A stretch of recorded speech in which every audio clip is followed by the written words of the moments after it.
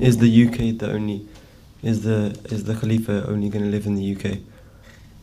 क्या is the Khalifa you living? And will the Khalifa live in another place? Not necessary. जब जहाँ हालात ठीक होंगे, हो सकता है पाकिस्तान के हालात ठीक हो जाए तो खलीफा वापस उस मरकज़ में चला जाए, इंडिया के हालात ठीक हो जाएं कादियान के तो कादियान में चला जाए, या यहाँ के हालात ख़राब हो जाएं तो अफ्रीका चला जाए. हैं so Africa will Khalifa will live and can live anywhere in the world, wherever it is suitable for him to live.